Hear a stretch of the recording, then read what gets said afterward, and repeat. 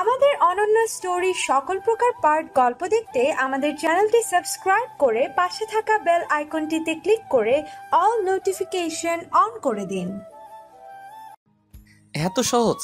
আমার সাথে লাগবেন তো শিওর ফাঁসবেন, একদম নদীতে ফালাই দিব। অভিনব, হুম, আমি নদীতে পড়ে গেলে আপনি খুশি হবেন?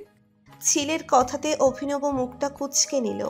অভিনব স্পষ্ট লক্ষ্য করলো মেয়েটার চোখে পানি চিকচিক করছে, কিন্তু হুটহাট কেন এমন করে মেয়েটা?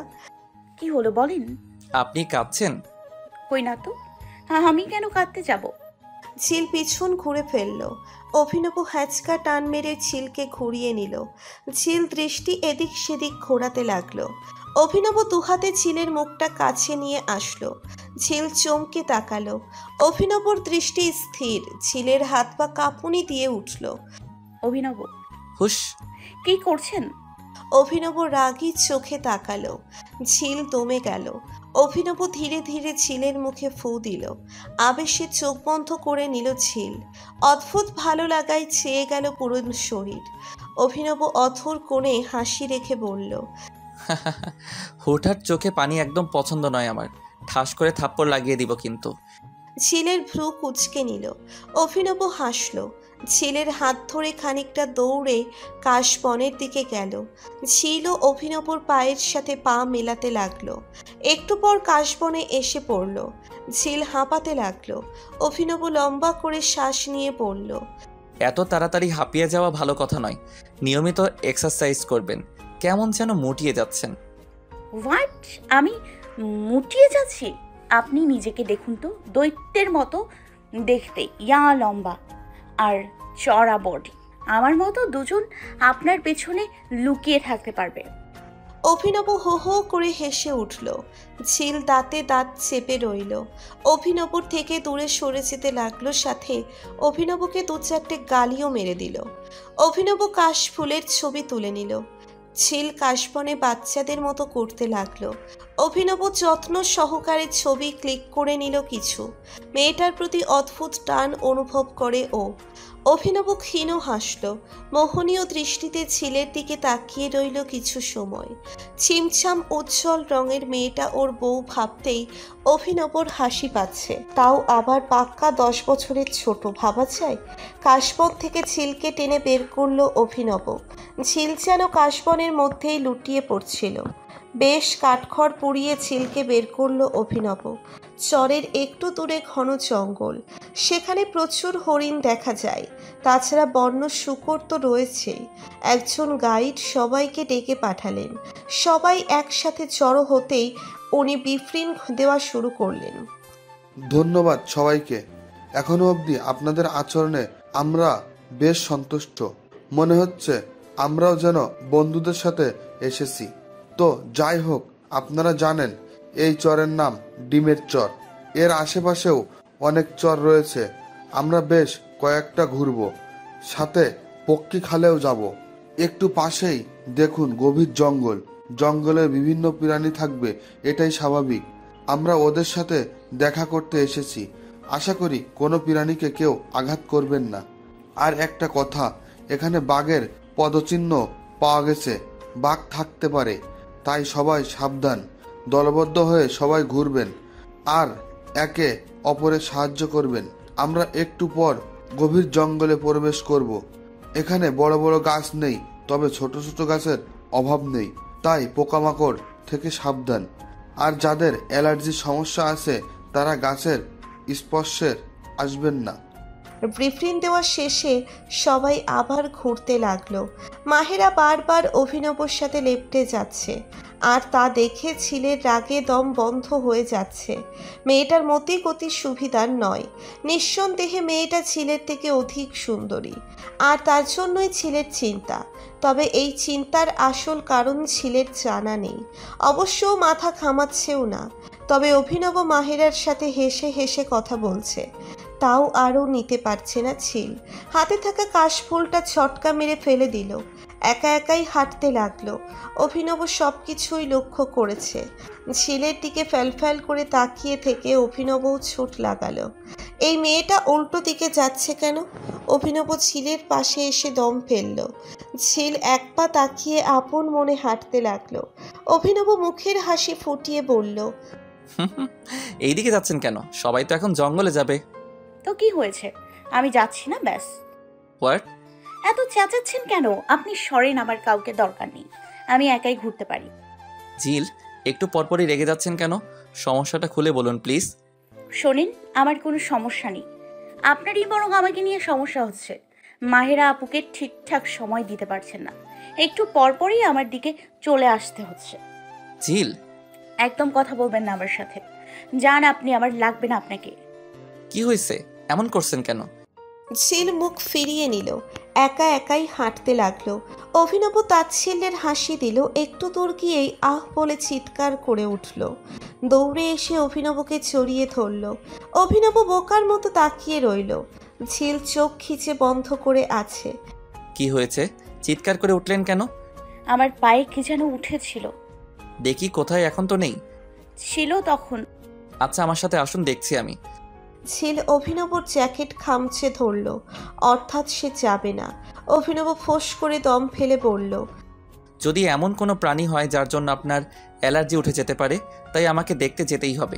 আসুন আমার সাথে। অভিনব, আমি আছি তো, কিচ্ছু হবে না। এবার ব্যাগটা ধরুন।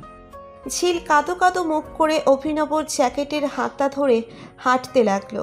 ঝিল যেখানে ছিল এখানে এসে অভিনব ভ্রু কুচকালো। কোনো এক প্রাণী দেখা যাচ্ছে, খানিকটা কচ্ছপের মতো, তবে একটা লম্বা সুরও দেখা যাচ্ছে। অভিনব উবু হয়ে সেটাকে ধরতে যেতেই ঝিল বাধা দিল।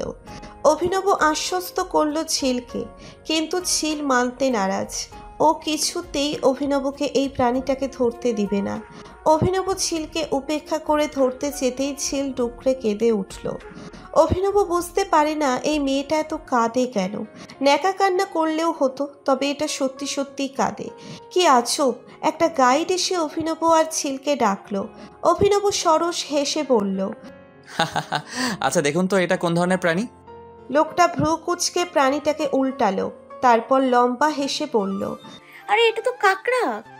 ঝিল অবাক হয়ে বলল, কাকড়া? হ্যাঁ, এটা সামুদ্রিক কাঁকড়া। অভিনব লম্বা হেসে বলল।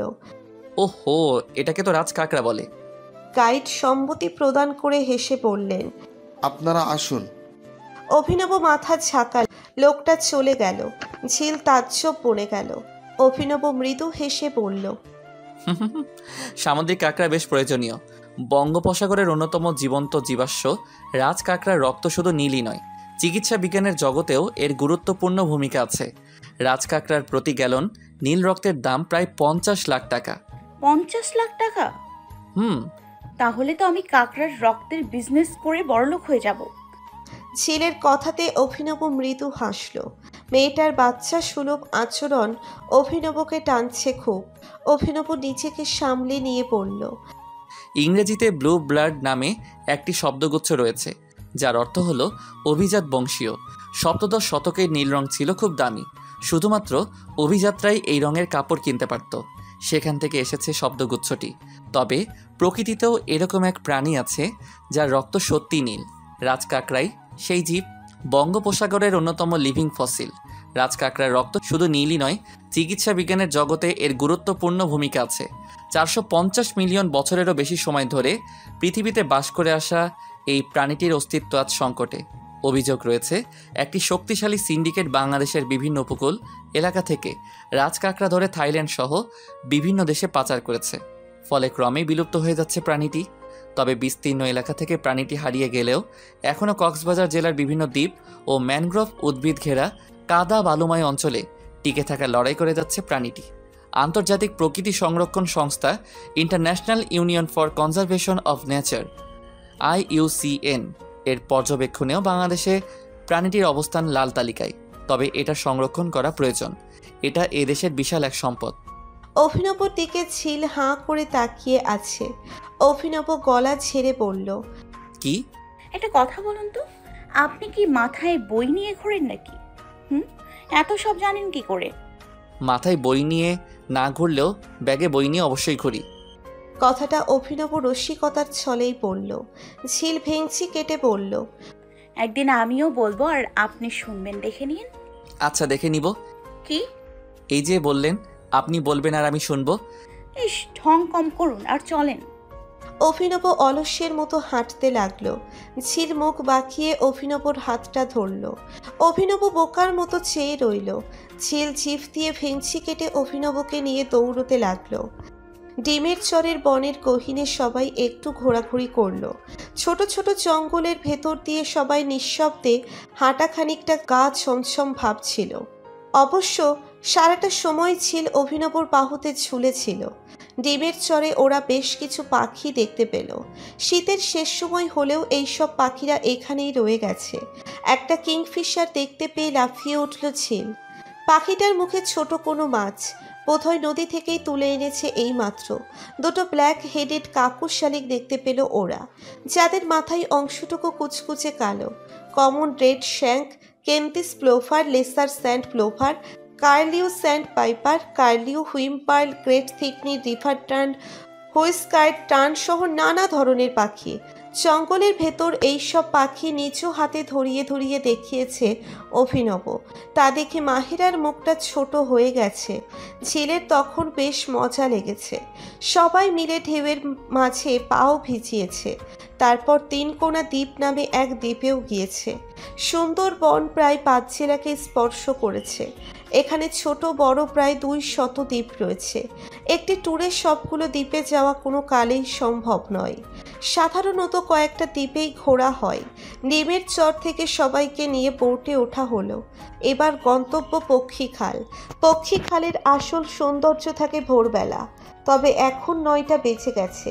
তবুও পাখির কিচির মিচির শোনা যাবে। পাখির কথা শুনেই ঝিলের কি লাফালাফি।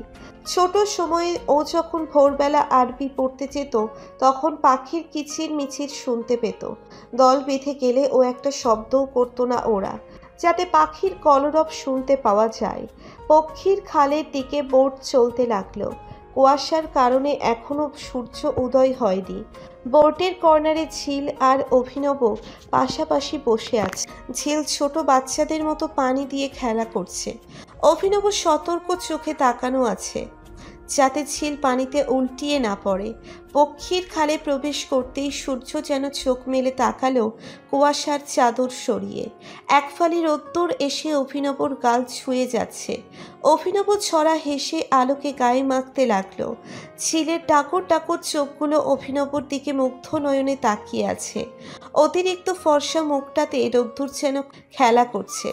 সাদা রংটা হলুদ আভায় ছেয়ে গেছে। ঝিলের এক মুহূর্তের জন্য মনে হলো আর চোখে দেখা অভিনব পৃথিবীর সব থেকে সুন্দর পুরুষ। ঝিলের ইচ্ছে হলো অভিনবর গাল ছুঁয়ে দিতে। ঝিল নিজের ইচ্ছেটাকে দমিয়ে রাখতে পারল না। টুক করে অভিনবর গাল ছুঁয়ে দিল।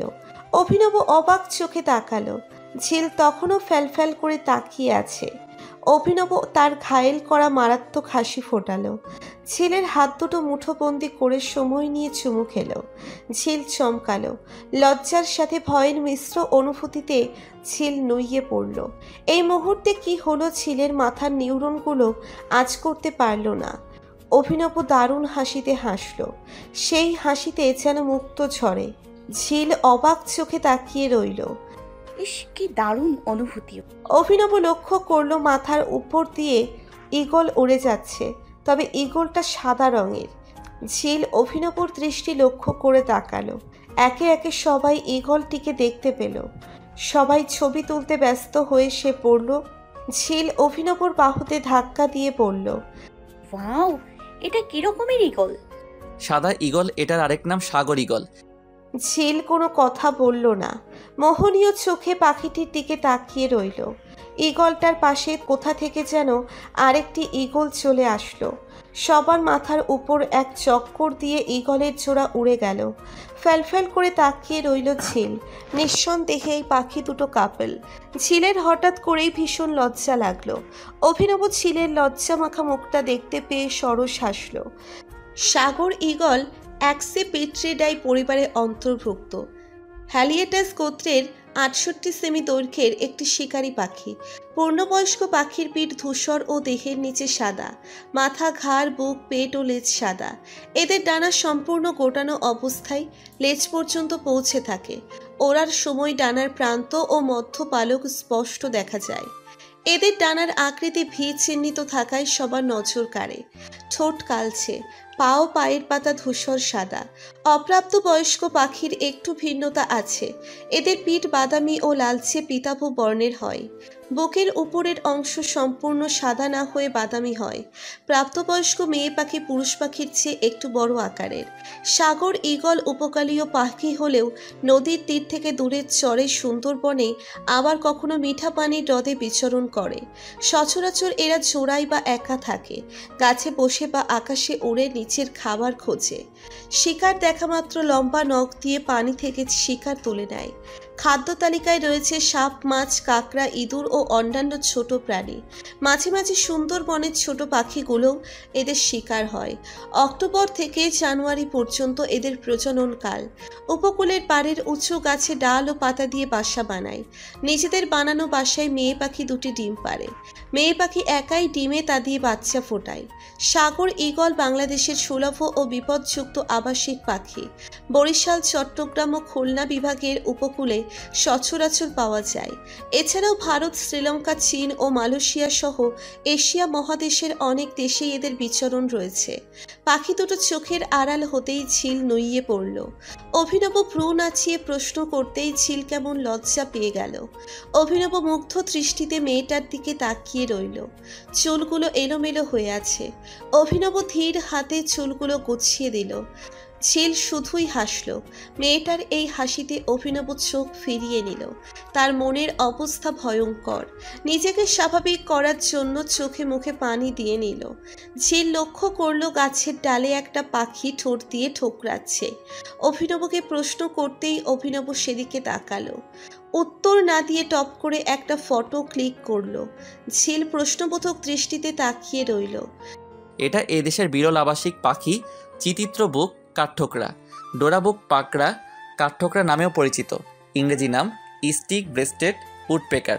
পিসিডি গোত্রের পাখিটির বৈজ্ঞানিক নাম পিকাস ভিরিডানাস। সুন্দরবনের পূর্বাঞ্চল থেকে মিয়ানমার হয়ে মালয়েশিয়া উপদ্বীপ পর্যন্ত পাখিটির বৈশ্বিক বিস্তৃতি রয়েছে। সচরাচর এটার দেখা পাওয়া যায় না। ঝিল এক বিব্রতিকর প্রশ্ন করে ফেলল। অভিনব, এটা মেয়ে না ছেলে? অভিনব ফ্যালফ্যাল করে তাকিয়ে রইল। গলা ঝেড়ে দৃষ্টি লুকালো। ঝিল আবার প্রশ্ন করল। অভিনব তপ্ত শ্বাস ফেলে বলল, দেখে তো মনে হলো পুরুষ পাখি। ঝিল ঠোঁট দুটো প্রশস্ত করল। পাখির কিচির মিচির ঝিল চোখ বন্ধ করে নিল। দারুণ এক পরিবেশ। মনে হচ্ছে পাখির রাজ্যে প্রবেশ করেছে ওরা। সাধারণত পক্ষীর খালে পানি খেতে আসে এইসব পাখি। শীত হওয়াতে বিদেশি পাখির আনাগোনাও রয়েছে। ঝিল একের পর এক প্রশ্ন করে যাচ্ছে, তবে সমস্ত পাখির নাম অভিনব বলতে পারল না। দুটো বক খালের পাড়ে পানি খাচ্ছে। ঝিল সাদা বকের দিকে তাকিয়ে রইল। এক মুহূর্তের জন্য অভিনবকে বকের সাথে তুলনা করে ফেলল। তারপরে খিলখিল করে হাসি। অভিনব ভ্রু কুঁচকে দাঁড়িয়ে রইল। ঝিল পেট চেপে হাসছে। অভিনব খপ করে ঝিলের কোমর জড়িয়ে ধরে ফেলল। একটুর জন্য মেয়েটা পানিতে পড়ে যায়নি। ঝিল নিজেকে স্বাভাবিক করে ফিসফিস করে হিম শীতল কণ্ঠে বলল, আপনাকে বকের মতো দেখতে লাগছে। অভিনব তাজ্জব বনে গেল। সত্যিই কি তাকে বকের মতো লাগছে? অভিনব নিজ প্রশ্নে নিজেই বোকা বনে গেল। ঝিল ঠোঁট কামড়ে হাসতে লাগলো।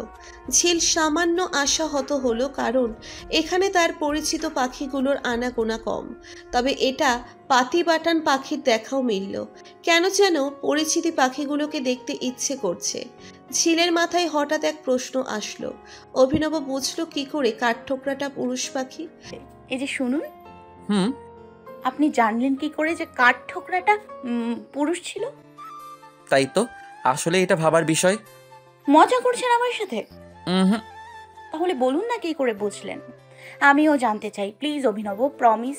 আপনাকে যাওয়ার আগে আমি চকলেট দিয়ে দিব। সত্যি? পাক্কা। তাহলে শুনুন। অভিনব বিক্ষতের মতো গলা ঝেড়ে নিল। ঝিল জানার জন্য তাকিয়ে আছে। ওকে দেখে মনে হচ্ছে পৃথিবীর সব থেকে মনোযোগী শ্রোতা হচ্ছে ঝিল। অভিনব ফিক করে হেসে দিল। ঝিল কোমরে হাত গুজে বলল, বলুন। অভিনব দমে গেল। আকাশের দিকে তাকিয়ে বুক ভরে শ্বাস নিল। তার স্টুডেন্টের বয়সী মেয়েটা তার বউ, আর সেই পিচ্ছি বউটাকেই লেকচার দিবে ও। তবে একটা পার্থক্য হচ্ছে, স্টুডেন্টরা ওর ধমক খায় আর ও ঝিলের ধমক খায়। আপন মনেই হাসতে লাগলো অভিনব। চিত্রিত বুক কাঠঠোকরার দৈর্ঘ্য 30 থেকে 33 সেন্টিমিটার ও ওজন 90 থেকে 120 গ্রাম। প্রাপ্তবয়স্ক পাখির দেহের ওপরের অংশ হলুদাভ সবুজ, গাল ধূসর ও গোপরেখা কালো, অসংখ্য সাদা সিট সহ ডানার ওড়ার পালক ও লেজ কালো। ঘাড়, গলা ও বুকের ওপরের অংশ হলুদাভ জলপাই রঙের, সাদা আঁশের মতো ছোপসহ পেট, ডানার নিচ বা বগল ও পায়ু জলপাই রঙের, চোখ কালচে লাল, দুরঙা চঞ্চুর, ওপরেরটি কালচে ও নিচেরটি হলদে, পায়ের পাতা ও নখ কালচে। স্ত্রী ও পুরুষ দেখতে একই রকম হলেও পুরুষের মাথার চাঁদি লাল ও স্ত্রীরটি কালো। দাগবিহীন ঘাড়, গলা, বুক, ধূসর গাল এবং সুস্পষ্ট দুরঙা চঞ্চুর মাধ্যমে চিত্রিত গলা কাঠঠোকরা থেকে পৃথক করা যায়।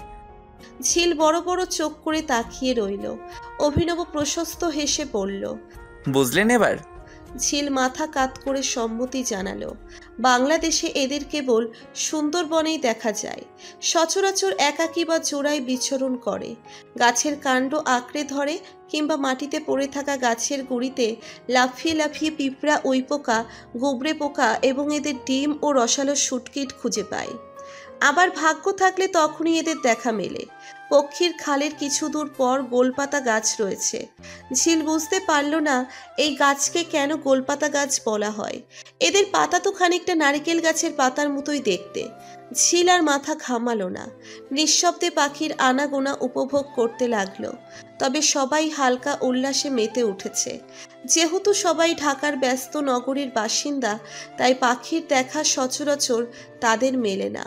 গাইড সবাইকে চুপ করতে বললেন, না হলে পাখির কলধ্বনি শুনতে পাওয়া যাবে না। কিছু দূর পর পর বোট থামানো হচ্ছে, যাতে করে সবাই পাখির কিচির মিচির শুনতে পায়। পাখির কিচির মিচিরের শব্দে কানে এসে বিঁধে গেছে। মনে হচ্ছে পৃথিবীর সেরা গান পাখিরাই গায়। পাখির কলধ্বনি এভাবে শোনা হয়নি কখনো। ঝিল ঠিক করলো এখন থেকে খুব ভোরে উঠে বাগানে চলে যাবে। এরপর প্রাণ ভরে পাখির গুনগুন শব্দে সকাল পার করবে। ঝিলের দুচোখ চকচক করে উঠল। অভিনব বুঝতে পারল মেয়েটা কোনো গভীর ভাবনাতে মত্ত। রাডি, কিংফিশার, ম্যানগ্রোভ পিটটা ও চোখে পড়ল। কিছু দূর যেতেই গহীন জঙ্গলে চোখে পড়ল একটি মায়া হরিণ। সবাই চুপ হয়ে গেল। হরিণটি চিফ দিয়ে পানি খাচ্ছে। অভিনব সুন্দর করে সেই দৃশ্য তুলে নিল। ঝিল মাথা উঁচিয়ে দেখার চেষ্টা করছে। অভিনব সামান্য রসিকতার হাসি দিয়ে বলল, আমার থেকে বয়সে আর হাইটে আপনি অনেক পিচ্ছি, সবসময় পা উঁচিয়েই দেখতে হবে। একথা শুনেই ঝিলের প্রচণ্ড রাগ হলো। ঝিল মোটেও খাটো নয়। বাংলাদেশের পরিসংখ্যানে ঝিলকে মোটামুটি লম্বা বলা যায়। ঝিল 5 ফুট 3 আর অভিনব 6 ফিট। তো কি হয়েছে? ঝিলের কলেজের ফাংশনে এক বিদেশি এসেছিল যে 6 ফুট 4, আর ওই বিদেশি ঝিলের সাথে নিজে সেলফি নিয়েছে। ঝিল মুখ ফুলিয়ে রাখলো। অভিনব ঝিলের বাহুতে ধাক্কা মেরে ফিসফিস করে বলল, সরি। ঝিল মানতে নারাজ। অভিনব হঠাৎ করে বোম ফাটিয়ে দিল। বউরা বরের বুক পর্যন্ত হলেই মজা, যাতে করে এদের আষ্টে পৃষ্ঠে বুকে জড়িয়ে নেওয়া যায়। আর অন্য সব অ্যাডভান্টেজ তো আছেই। ঝিলের হার্টবিট 1000 গুণ বেড়ে গেল। অভিনবর মুখে বউ কথা শুনে অদ্ভুত ভালো লাগা কাজ করছে। ও কি সত্যিই অভিনবর বউ? হ্যাঁ, তাই তো। ওদের তো বিয়ে হয়েছে। ঝিলের ঠোঁটের কোণে এক চিলতে হাসি ফুটে উঠল। অভিনব মৃদু ছন্দে গুনগুন করছে। ঝিলের হঠাৎ করেই মনে হলো অভিনবর বলা সেই কথাটা। আপনাকে মুক্ত করে দিব ঝিল। ঝিলের হৃৎপিণ্ড কেঁপে উঠল। চোখ দুটো ভিজে গেল। খুব ইচ্ছে হচ্ছে অভিনবকে জড়িয়ে চিৎকার করতে। ইচ্ছে হচ্ছে বলতে, আমি মুক্তি চাই না অভিনব, আমি চাই না ডিভোর্স। কিন্তু কোথাও এসে চিৎকারগুলো থেমে যাচ্ছে। ঝিল হতাশ চোখে অভিনবের দিকে তাকালো। তখন অভিনবর দৃষ্টি ছিল ঝিলের দিকেই। দুজনের চোখাচোখি হয়ে গেল। দুজনের চোখেই হতাশার ছাপ।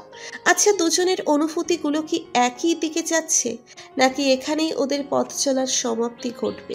দোবলার চর বাংলাদেশ অংশের সুন্দরবনের দক্ষিণে, কটকার দক্ষিণ পশ্চিমে এবং হিরন পয়েন্টের দক্ষিণ পূর্বে অবস্থিত একটি দ্বীপ, যা চর নামে হিন্দু ধর্মের পুণ্যস্নান, রাসমালা এবং হরিণের জন্য বহুল পরিচিত। কুঙ্গা ও মরা পশুর নদের মাঝে এটি একটি বিচ্ছিন্ন চর। এই চরের মোট আয়তন 81 বর্গমাইল। আলোরকোল, হলদিখালি, কবরখালি, মাছের কিল্লা, অফিস কিল্লা, নারকেলবাড়িয়া, ছোট আমবাড়ি এবং মেহের আলীর চর নিয়ে দুবলার চর গঠিত। দোবলার চরে শুধুমাত্র টেলিটকের নেটওয়ার্ক রয়েছে। ভ্রমণ গাইডদের কাছে টেলিটক সিম আছে, যা দেখে সবাই আফসোস করছে। সবার এই বিষয়ে তেমন আইডিয়া ছিল না, তাই টেলিকম সিমও নেই। কিছুক্ষণ আগেই দোবলার চরের উদ্দেশ্যে বোট ছাড়া হয়েছে। বরাবরের মতোই অভিনব ঝিলকে নিয়ে কর্নারে বসেছে। ঝিল বাইনার সুরে বলছে সে পানিতে পা ভেজাবে। অভিনব বারবার নাকচ করে যাচ্ছে, যার জন্য ঝিল মুখ ভার করে রইল। অভিনব তপ্ত শ্বাস ফেলল। এই মেয়েটা কোনো কথাই শুনবে না।